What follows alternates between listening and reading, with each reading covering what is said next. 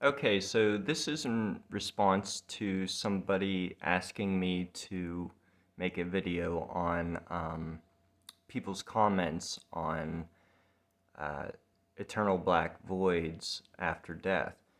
Uh, the person that asked me to make this video says that people don't actually mean that. They don't actually believe that there's going to be a black void after death, that they're speaking metaphorically, and that actually they just mean that we cease to exist. And yes, I have found many atheists and naturalists or materialists that do just say that we cease to exist at death. But that's usually as far as they take it, is just saying that. Many of those people uh, make an admission of saying that they cannot conceptualize what that would be like, or no one can comprehend nothingness or something like that, which also kind of implies that um, there's uh, they may be having this idea that there's something there, but we're unable to explain it. Um, when actually, what I'm saying is there isn't anything there to explain. Um, if materialism or physicalism or naturalism, whatever you want to call it, is true. Many atheists are naturalists. Not all atheists are naturalists. Some of them do believe in souls and spirits and some supernatural thing. Uh, Naturalism is the opposite of supernaturalism. And okay, so I'm just going to get started, and I'm going to comment on each of these comments if I feel the need to comment on them. And then I'm going to explain what is called generic subjective continuity at the end of this video. Okay, so this person says, I take great comfort in my atheism. Nothingness after death is very appealing to me. So for this nothingness after death to be comforting, be something to take comfort in, implies that it is either maybe it's something that's peaceful, or something where there isn't bad things going on. There is no experience of something that is discomforting or something to be avoided. And this person finds that appealing. So it's a failure to realize that, uh, according to naturalism, that we will cease to exist at death. And this next person says, when we die, we return to the same state we were in before we were conceived. Peaceful oblivion. So the same thing basically as the last person. And actually, there was a book review that Richard Dawkins did, which is on the back cover of a book. I can't remember. I believe the book is by Katie Engelhart. And Richard Dawkins also implied that after we die, it will be peaceful oblivion, he says, which peaceful is an experience. In order for one to have peacefulness, you must have an experiencer of that peacefulness. So, and my point is that these comments, they are very common among a lot of secular or naturalist people, and they amount to something that they believe that they unwittingly, usually unwittingly, believe that after death there is going to be this state of continuous, persisting state of nothingness that many find comforting, but there are also many that are terrified of it. And let's go to the next one.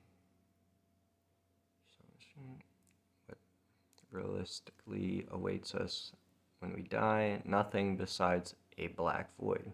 Again, reifying the idea that there is an experience of a black void. And this is, this is kind of a continuation of my Are You Actually a Dualist video, the last video, the one that the person commented it asking me to make this video.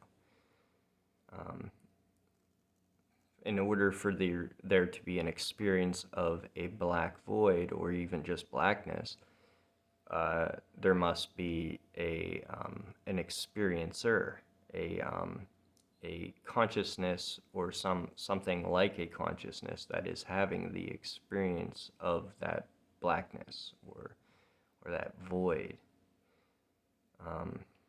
Some call it an abyss, but of course you can use the word void in other ways, but to say that that void is black implies that it gives it a feature. Here's one. When we die, there is no afterlife, just black with the void of thinking. I'm not exactly sure what they mean with that of thinking part.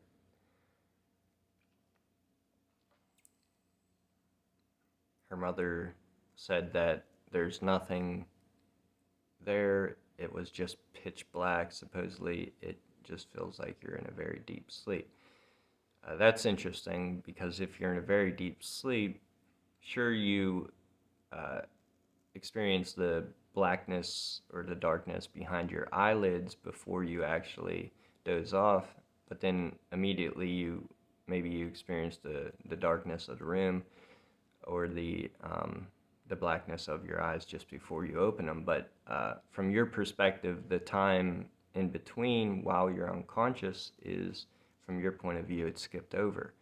You don't experience that point of view. Only experience is experienced. Your entire life, you've only experienced when you are experiencing. Okay.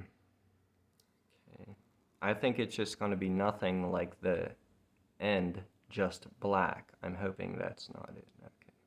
I believe once you're dead, just you, eternal blackness, floating in eternal nothingness for the rest of eternity. So floating, that implies a kind of an activity, a verb.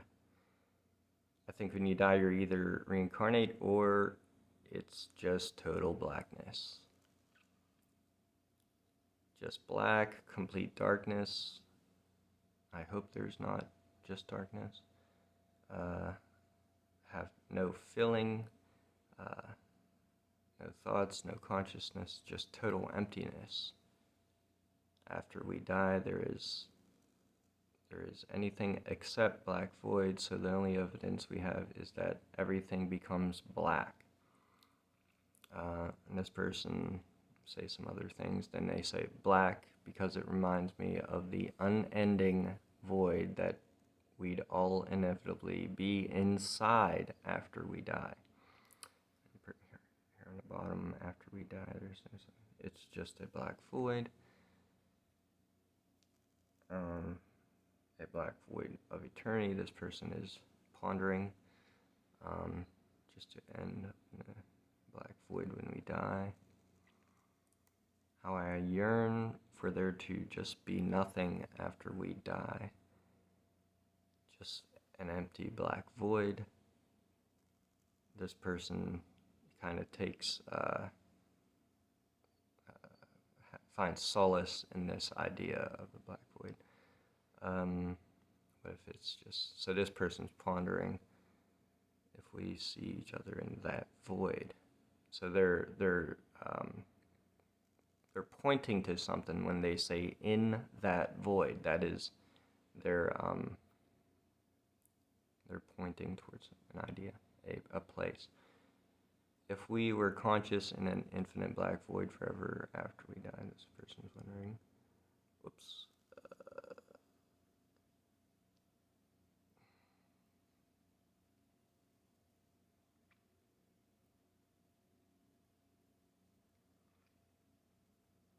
Here's an article. Oblivion isn't really so bad, a humanist view of afterlife. So this was kind of a fun article in Psychology Today. That's what I said, so I'll get back to that later. Well, maybe it's time to think about this for now. I wrote this.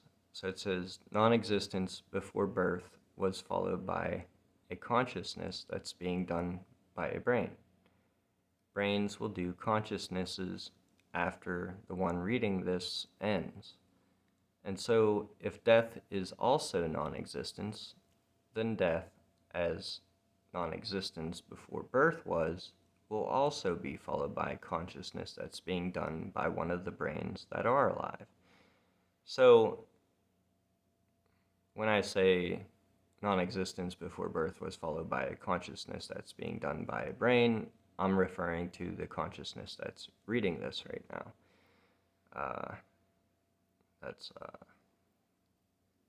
Or the consciousness that's listening to me reading this right now, which is referred to as you, the person listening to this video right now.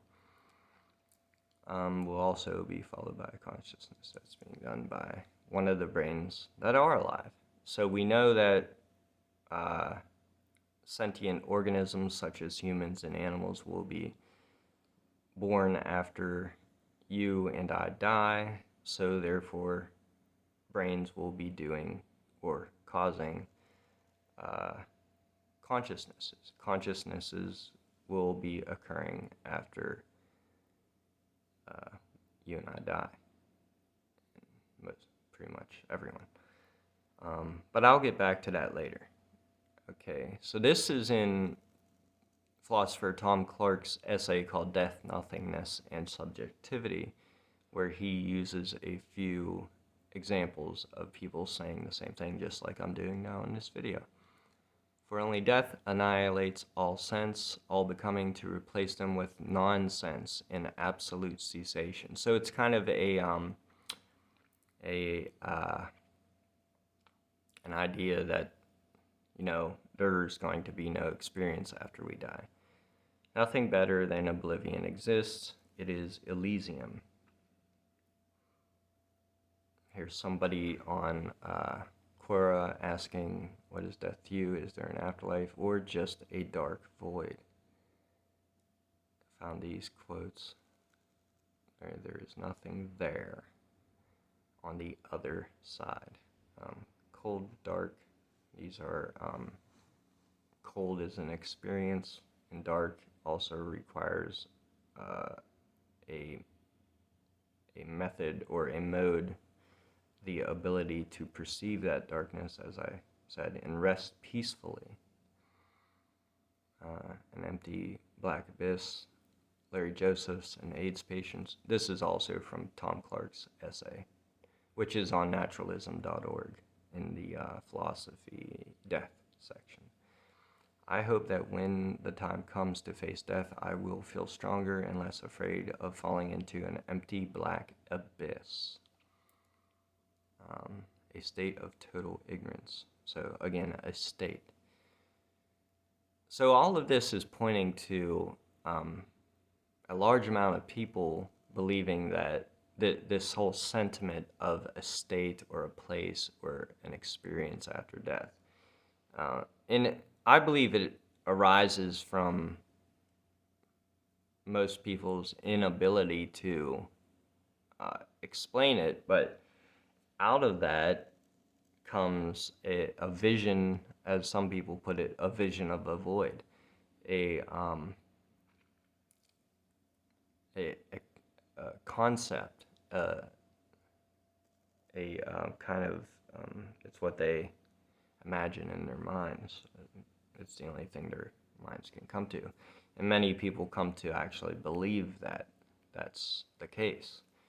And whether or not they really believe it, this type of language perpetuates it. But I'm convinced, based on the way people say it so often, that they actually do believe what they say, darkness. Otherwise, they would say what myself and Tom Clark say happens after death. they would say generic subjective continuity. This person says darkness, blackness, black velvet, a state of total ignorance, the eternal experience of no experience. That's what Tom.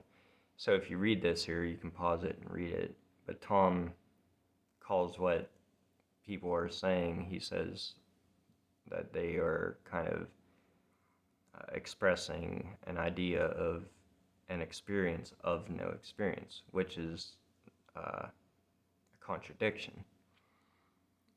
Black Velvet, you can pause this and read it, but I suggest going to Tom's website and reading the essay, Death, Nothingness, and Subjectivity. Sam Harris recently discussed it in his podcast episode called The Paradox of Death.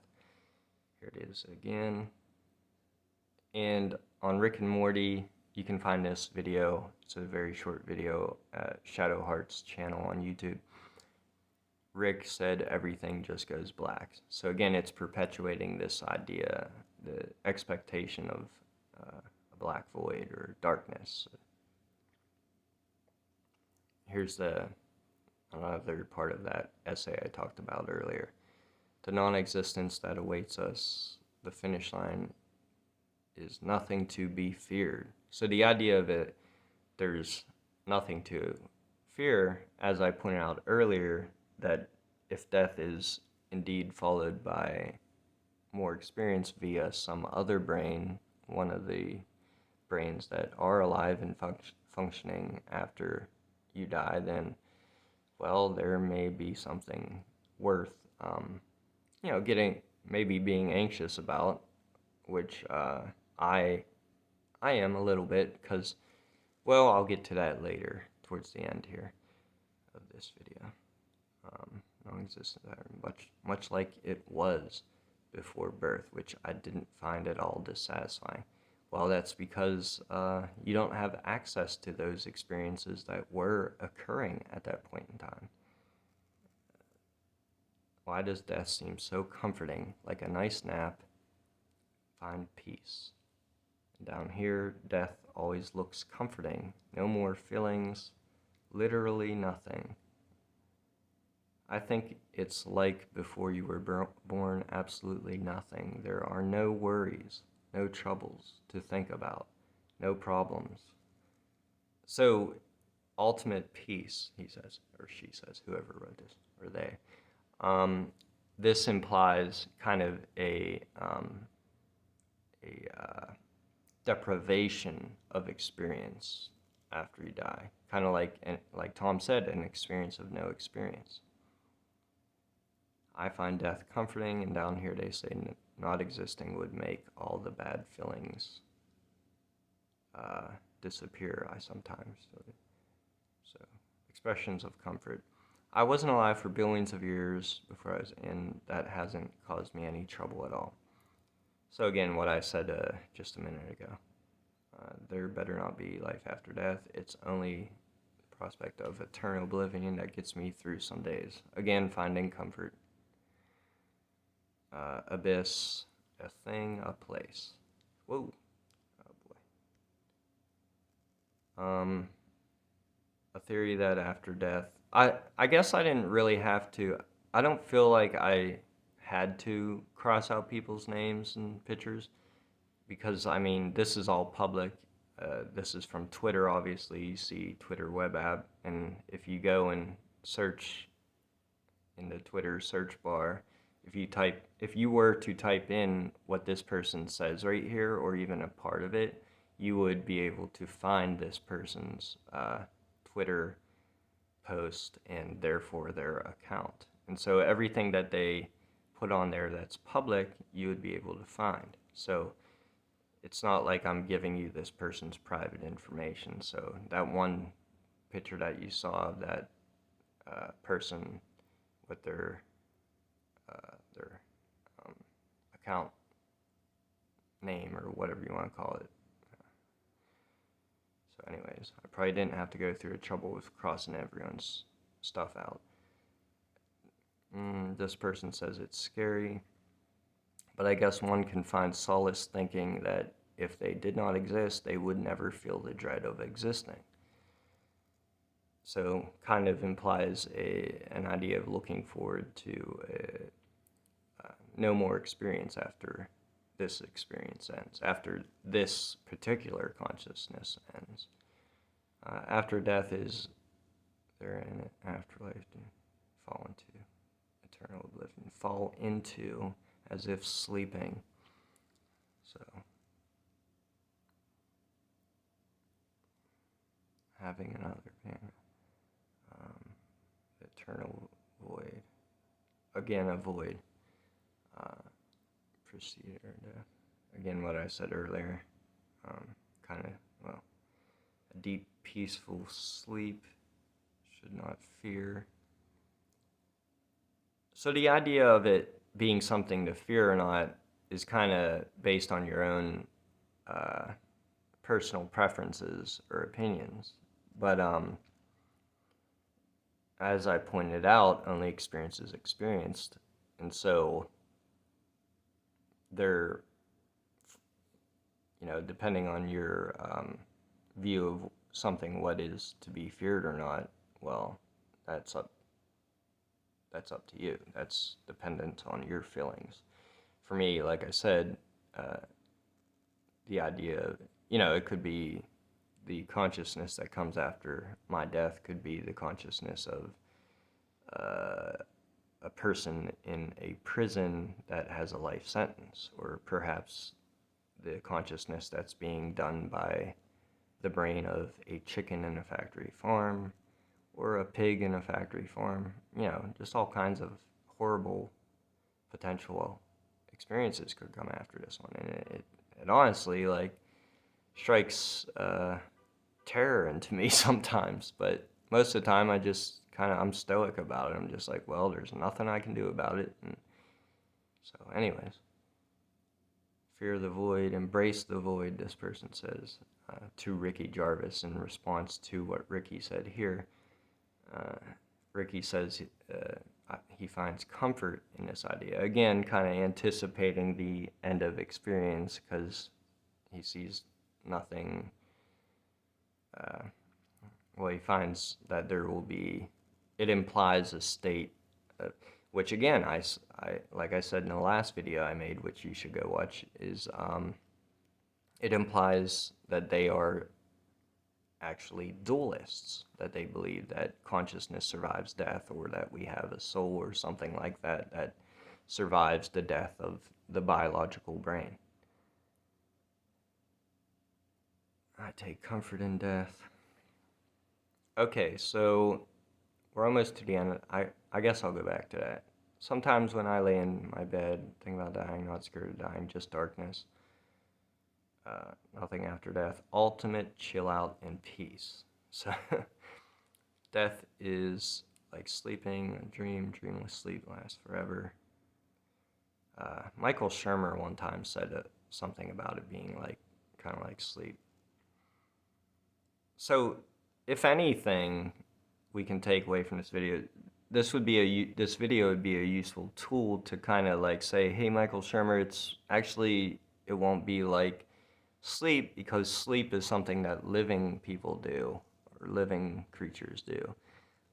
To cease to exist wouldn't be anything like sleeping. So here's a video on YouTube by Seabass.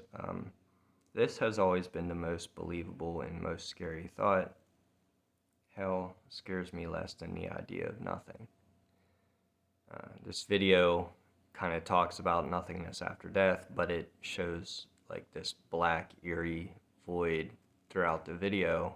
So it implies kind of gives a visual of it, which implies, like I said, an observer of that black void.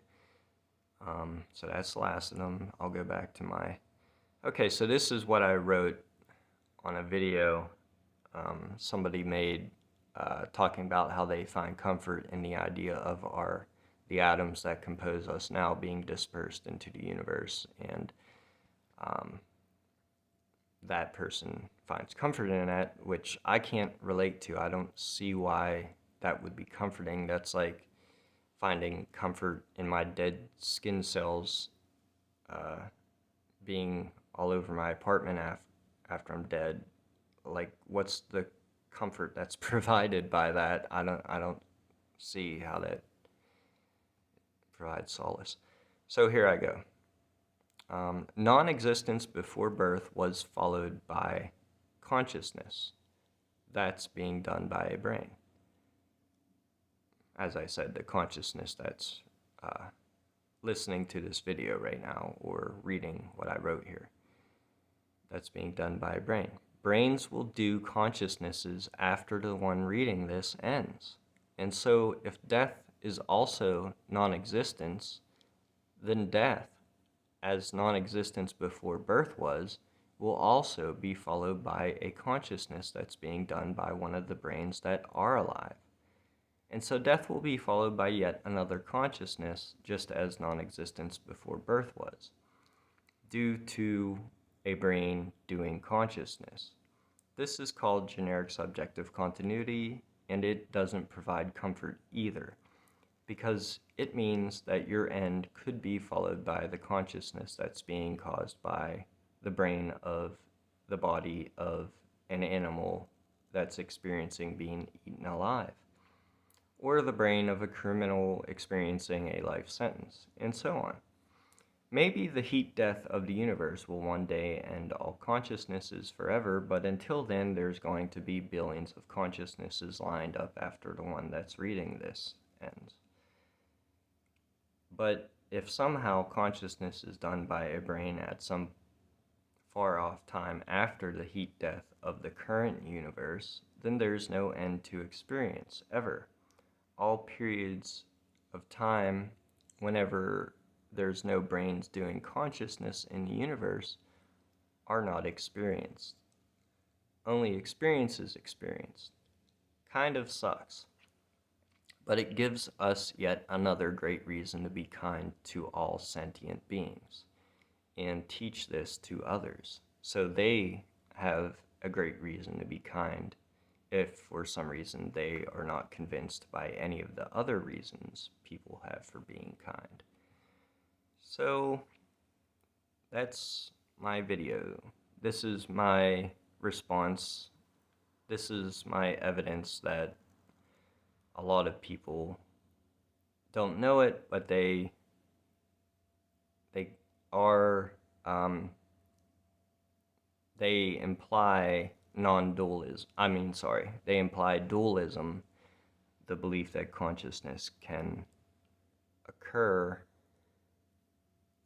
without a brain, as opposed to consciousness being done by a brain, as is the naturalistic take. Anyways, thank you for watching. Please like this video and share it. And see you next time.